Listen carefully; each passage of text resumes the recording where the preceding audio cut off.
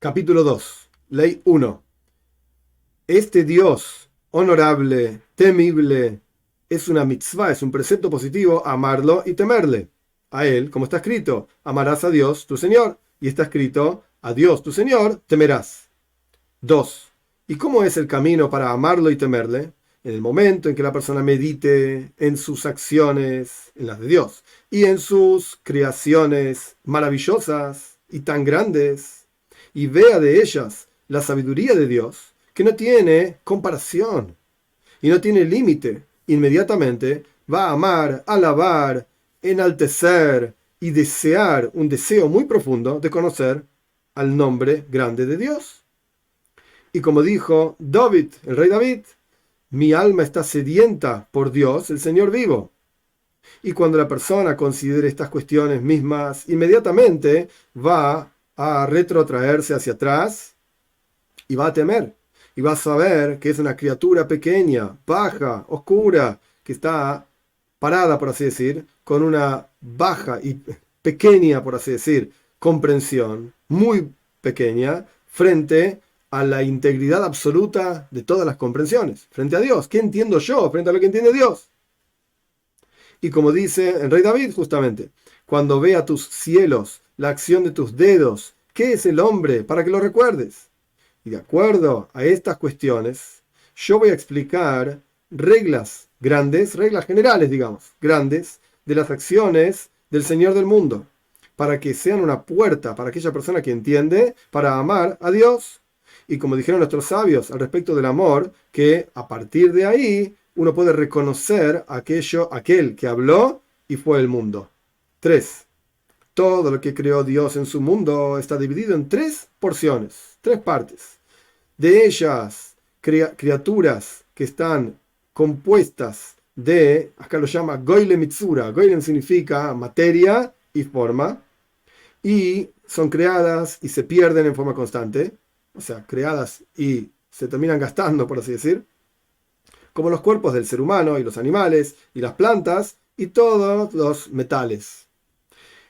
Otro tipo de criaturas son aquellas que están compuestas también de Goyle Mitsura, también de materia y forma, pero no cambian de un cuerpo a otro cuerpo, de una forma a otra forma, como las primeras, sino que su forma está fijada eternamente en su cuerpo, en su materia, y no cambian como las anteriores. Y son los Galgalim, mencionados también en el capítulo 1, es decir, las esferas, etc., y las estrellas que están en esas esferas celestiales. Y su materia no es como la materia del resto de las criaturas, y no es como la forma del resto de las formas.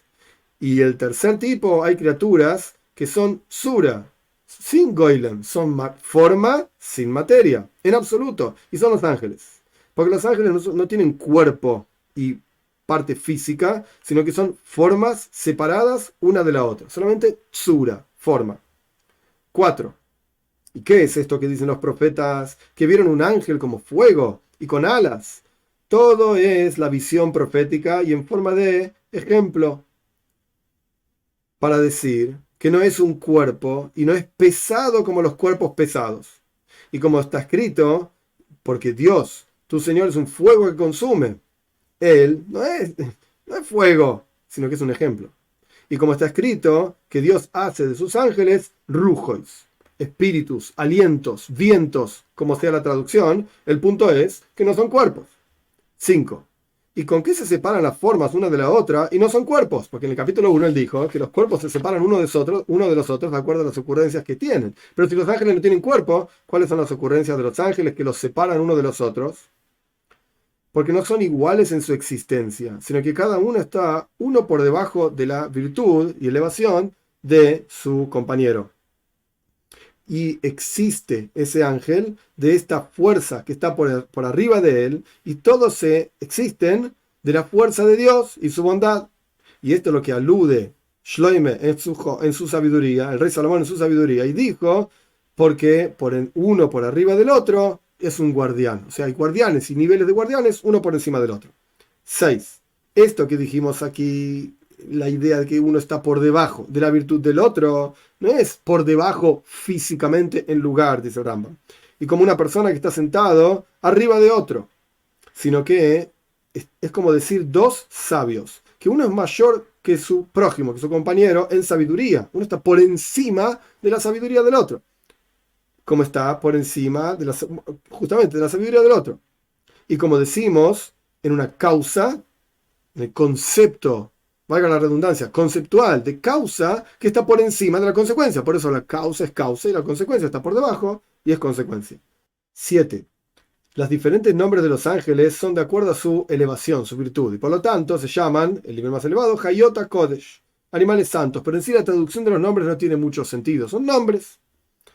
Y estos están por encima de todo. Y después vienen Ofanim, Arelim, Hashmalim, Serafim, Malachim, Elohim, Bnei Elohim, Kerubim y Shim. Todos estos 10 nombres se llaman los ángeles de acuerdo a los 10 niveles que ellos tienen.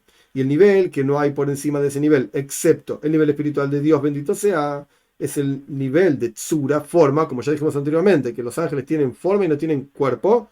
Estos más elevados se llaman Hayot. Y por lo tanto está escrito en las profecías que están por debajo del trono de honor, del trono celestial. Y la virtud de la elevación, el nivel número 10, el 10º nivel, es el nivel de la forma que se llama Ishim. Y son los ángeles que hablan con los profetas y se muestran a ellos en la visión profética. Y por lo tanto se llaman Ishim. Ish en hebreo quiere decir hombre. Ishim son como hombres. Es decir, su virtud está cercana a la virtud del conocimiento de Dios de los seres humanos. 8. Y todas las formas estas están vivas y reconocen al Creador y lo conocen con un conocimiento muy grande.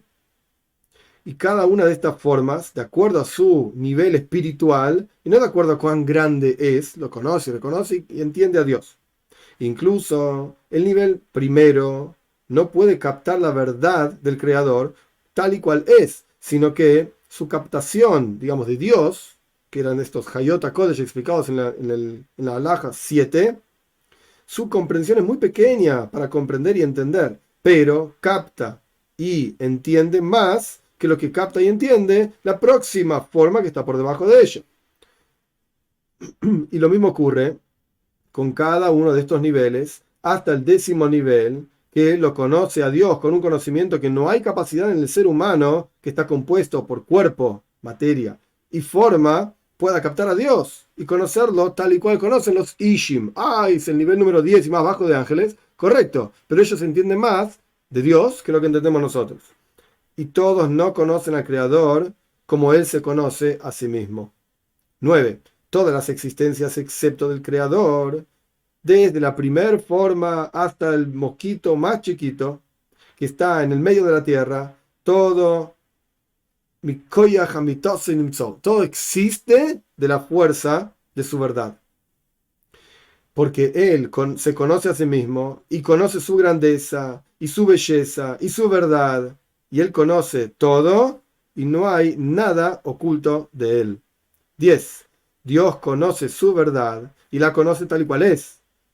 Y no la conoce con conocimiento que está por fuera de Él, como nosotros sabemos y conocemos. Porque nosotros y nuestro conocimiento no son uno, sino que el Creador, bendito sea, y su conocimiento y su vida, todo es uno. De cualquier lado y cualquier extremo y cualquier forma que quieras entenderlo, es todo uno y es todo unificado.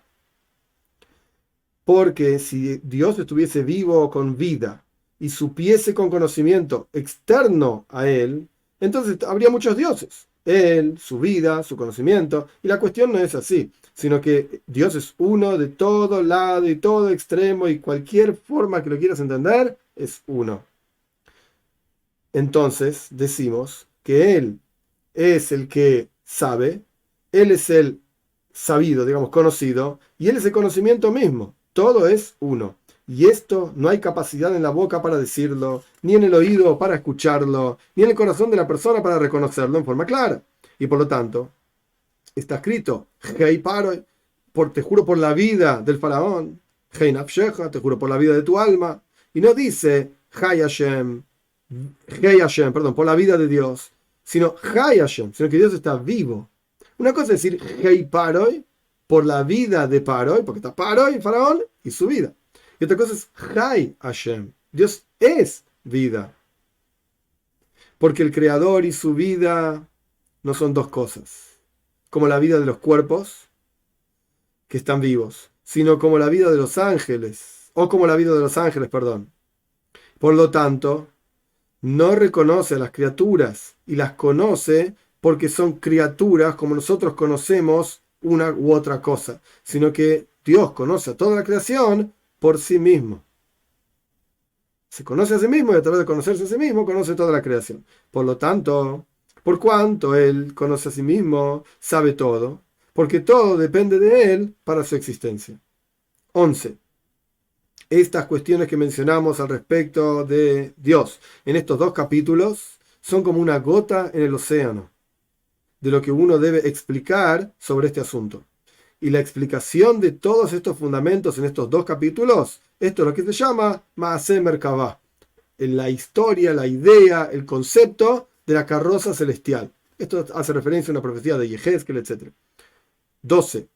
Mandaron los primeros sabios que no expliquemos estas cuestiones, sino a una persona solamente, y siempre y cuando esa persona sea sabia y entienda con su propia captación, con su propio intelecto, y después le entregamos Roshei Prakim, ideas generales, como si fuesen títulos, como resúmenes, y le indicamos una pizca de la cuestión, y él tiene que entender con su propia captación, y va a saber el final del asunto y su profundidad. Y estas cuestiones son cosas muy profundas, extremadamente profundas, y no toda capacidad es apropiada para captarlo, o sea, no todo el mundo lo puede entender esto. Y sobre esto dice el rey Salomón con su sabiduría, en forma de ejemplo, están ocultos para tu vestimenta, digamos. Así dijeron también los sabios en la explicación de este ejemplo, que estas son cosas que son kifshoino y shelolam, están ocultas, las cosas más ocultas del mundo. Esas tienen que ser para tu vestimenta nada más, es decir, para ti solamente. Y no las expliques en público. Y sobre esto dijo que sean para ti solamente y no para los extraños contigo. Este es otro versículo. Y sobre esto está escrito también: la miel y la leche bajo tu lengua. Y así explicaron nuestros sabios primeros estas cuestiones, que son como la miel y la leche, tienen que estar bajo tu lengua.